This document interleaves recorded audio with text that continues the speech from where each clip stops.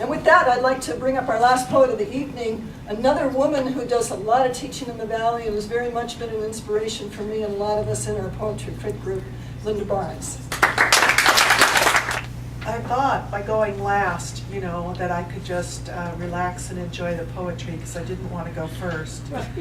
But man, what an act to follow.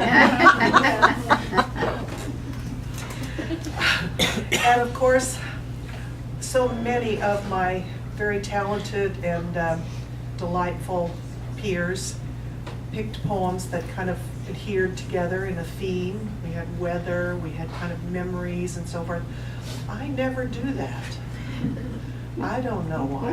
I can never gather poems along a theme. So I just picked two that I like. Neon Horses. Up north, an artist fashioned horses made of light. With hollow vacuum tubes of glass, he crafted solitary stallions, mare and foal, a grazing beast, one rearing, and two standing neck to neck the way real horses stand in summer fields. Into those thin limbs he infused neon, krypton, xenon, and other noble gases. Lit the dark night every few miles with horsey outlines, pink and yellow, blue and green and purple. He asked farmers and homeowners all along the interstate for permission to install his work, which shone for months. Then vanished from the fields, the frontage roadsides, leaving deep shadows behind. But someone in our town bought Bucephalus, the blue neon one, and planted him in the backyard in the orchard country. This poem is not about that blue neon horse on the hillside beside the pear orchard, or the autumn trees grieving in the rain where yellow gold mustard flowered last spring between the trunk rows, now thick with mud and the tracks of an absent dog. Oh, horse aglow, your arched neck bright against the darkness, your rippling life is frozen in time and space, your brave outline wild in relief against the night. If this were a poem about you, it would sing of your beauty, your blue grace, your proud bravery. But it is not about you. Instead, the ungleaned pears of a vanished season lie rotting in the mud, and the dog barks from behind the hill, a faint complaint in the dark.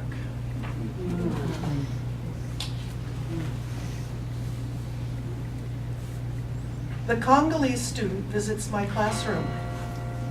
1. He shows the class his slideshow.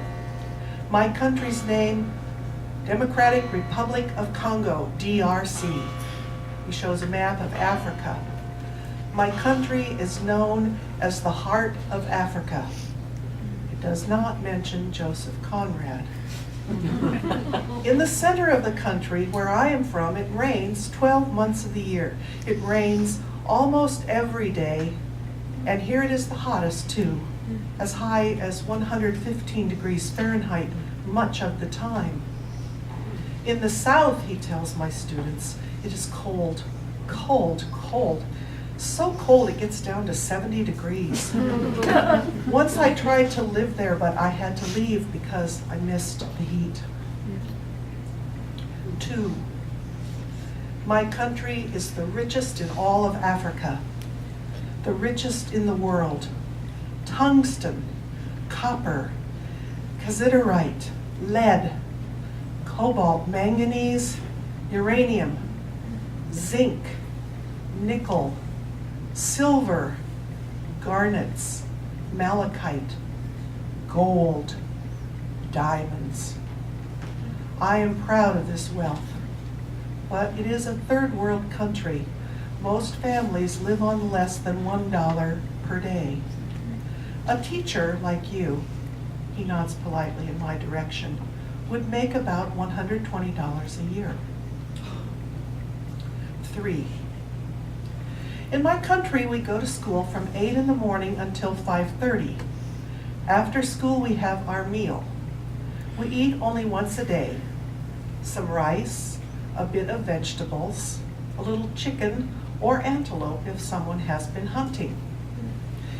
In many families, there's so little food that they take turns eating. The mother and girls one day, the father and the boys the next. One day I was coming home from school thinking about what I would get to eat. I was very hungry. And when I got home, I found out we had only a little sugar and some water. So we stirred the sugar into the water and drank it and went to bed. I was very hungry that night.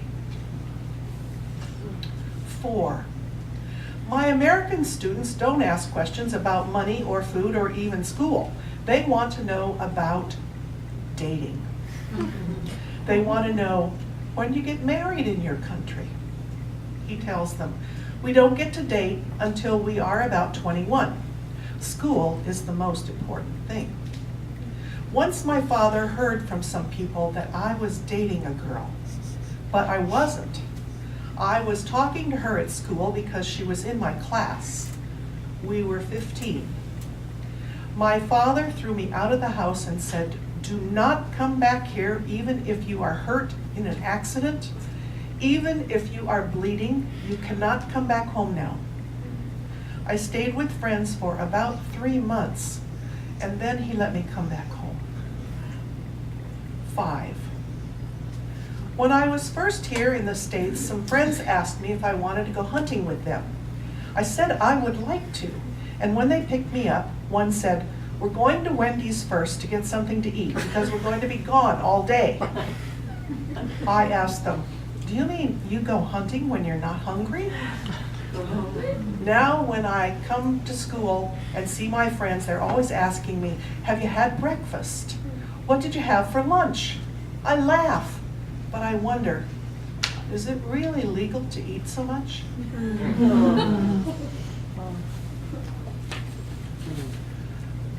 I want to thank you all for being here and lending us your gracious presence.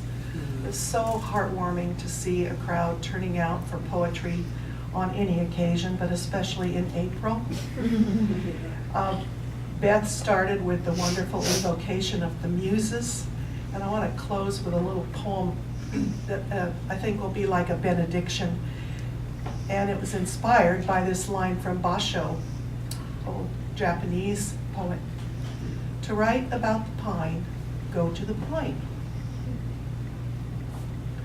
Our poems are waiting, will fall upon us like sunlight through alder leaves, like tiny pine needles shaken free by a July breeze, flutter down as ash escaped from a midnight campfire.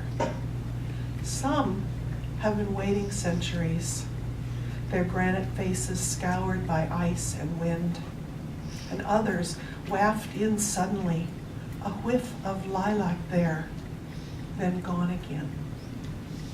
Thank you so much.